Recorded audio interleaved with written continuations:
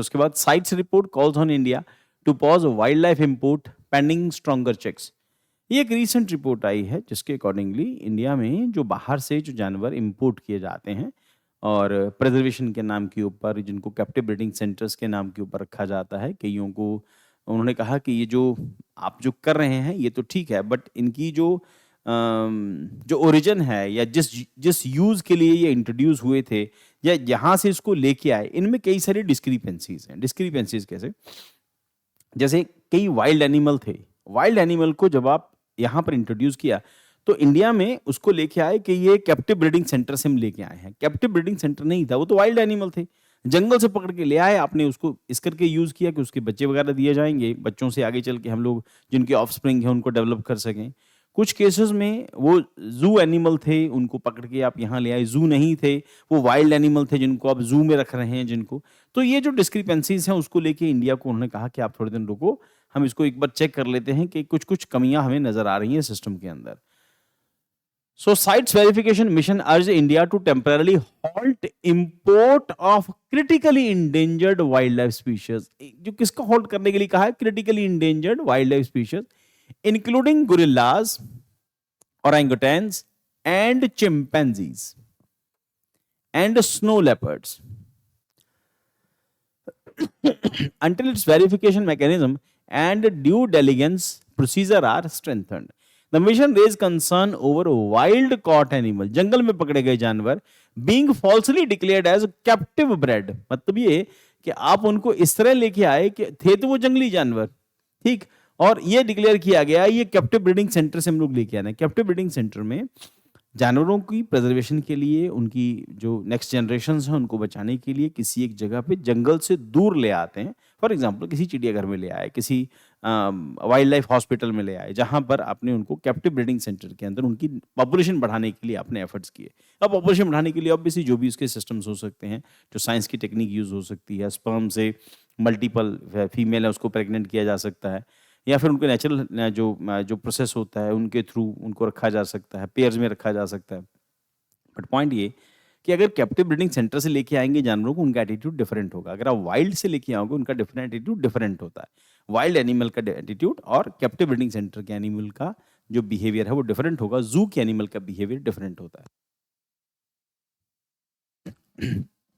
Wild animal को अगर आप कैप्टिव ब्रीडिंग सेंटर के अंदर यहाँ रख रहे हैं या फिर जू के अंदर रख रहे हैं तो ऑब्वियसली उसके ऊपर जुल्म है, वो नहीं होना चाहिए था। So provide credible proof of compliance with international wildlife regulations. So declare captive breeding, you urging India to provide credible proof, कि आप प्रूफ दो कि आपने इस काम के लिए जिसके लिए लेके आए हैं उसी काम के लिए इसको यूज कर रहे हैं, या जहां से लेके आए हैं वो आपने जेन्युइनली वहां से लिया है और इंडिया में जेन्युइनली उसी काम के लिए आप यूज कर रहे हैं।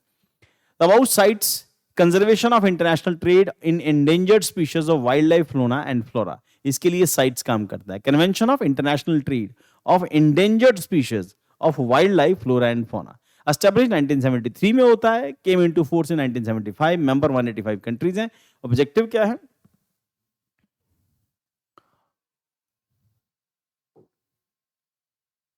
To regulate and monitor international trade of wild life species to ensure that such trade does not threaten their survival in the wild.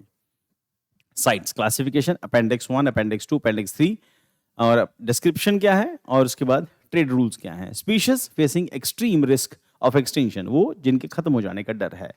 Trade allowed only in exceptional cases, उनका trade allowed है बस exceptional cases के अंदर। Appendix 2 के अंदर species not currently endangered but could become so without regulations, अगर उनको preserve नहीं किया गया तो endangered की कैटेगरी में आ जाएंगी। Trade will permits and controls species protected in the least one country seeking international cooperation, appendix 3 के अंदर trade permitted with appropriate certification। तो इंडिया 1976 में इंडिया ज्वाइन करता है। नोडल अथॉरिटी क्या है? Directorate of wild life preservation under the ministry of environment forest climate change, MOEFCC के under एक नोडल एजेंसी है। तो लीगल फ्रेमवर्क क्या है? Implementation through The Wildlife Protection Act 1973, trade regulations to import export of sites listed species is allowed without valid sites permits, ये trade regulation है। तो sites mission finding gaps in India import oversight क्या है? The verification mission observed that several import of, ध्यान रखना बेटा, endangered species were legally permitted but lacked sufficient verification of their true origin and breeding source. अब यहां पर क्या है? Legally permitted but lacked sufficient verification. तो वेरिफिकेशन को लेके प्रॉब्लम है ऑफ देयर ट्रू ओरिजिन, कि इनका ओरिजिन कहां से है।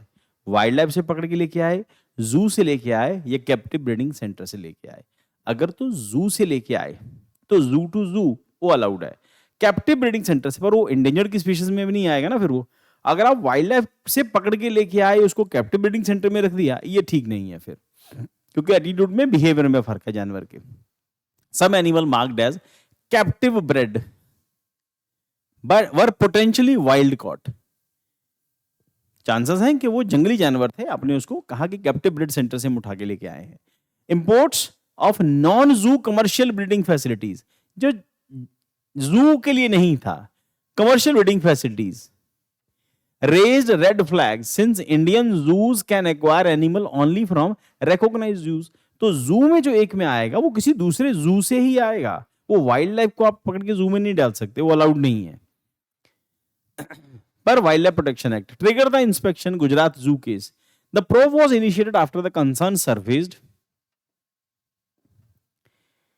during the sites standing committee meeting at Geneva February 2025 में मिली थी about animal imports to Green Zoological Rescue and Rehabilitation Center in Jamnagar Gujarat operated by Vantara. जो वंतारा, अब सबको पता है वंतारा किसका है ना, तो अंबानी के बेटे का। तो वहां पर ऐसे कुछ कुछ डिस्क्रिपेंसीज देखने को मिली थी। The mission also inspected the Radha Krishna temple elephant welfare trust. Permit concerns through sites permits were valid, inconsistencies existed in source captive bred and purpose zoo codes. Question sources क्या है? Import from the countries without captive breeding programme, for example Egypt, Iraq, Kuwait, Syria. Import from countries without captive breeding programme, तो इन countries से आपने import किया, जो उन्होंने कहा है कि इंडिया ने जिन कंट्री से इंपोर्ट किया उन कंट्रीज को ये नहीं बताया कि हम इसको कैप्टिव ब्रीडिंग प्रोग्राम के लिए यूज करेंगे। 3 African elephants claim to be Tunisia, कहा यह गया कि टूनिशिया से हम लोगों ने 3 अफ्रीकन एलिफेंट्स को इंपोर्ट किया है। Found to be wild caught from Burkina Faso, पता ये चला कि बुर्किना फासो में जंगली थे हाथी वो। Then 363 animals primates, crocodiles and ant eaters imported from Guinea were tagged as wild for zoo purpose, indicating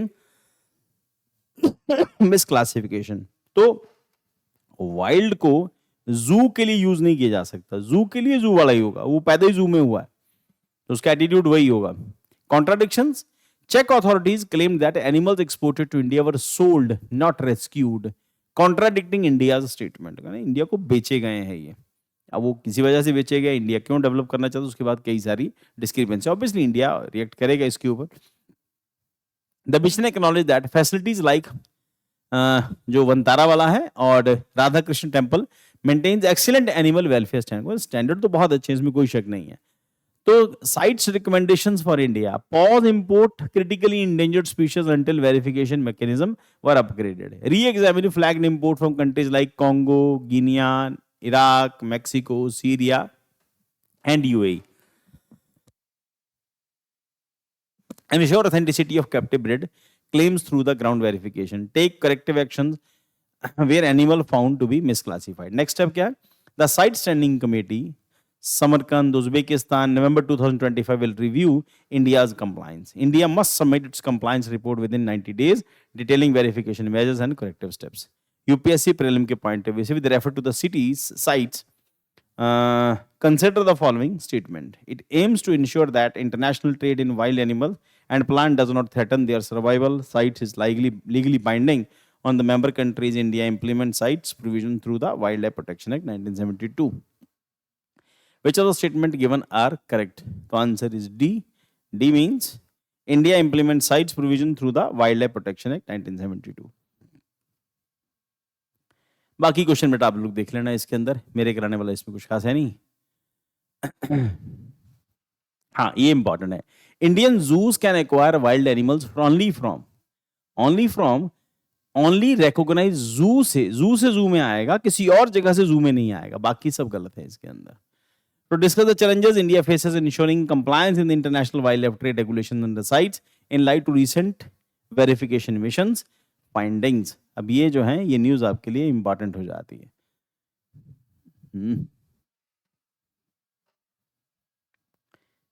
Introduction. Start with a brief note on India sites, membership and its role in global wildlife conservation। Highlight issues: weak verification है, lack of coordination, mislabeled imports, mention domestic gaps, overlapping jurisdiction है, private sector loopholes हैं, suggested measures, digitized traceability, interagency collaboration, stricter enforcement etc। तो आगे चल के इसका conclusion होगा।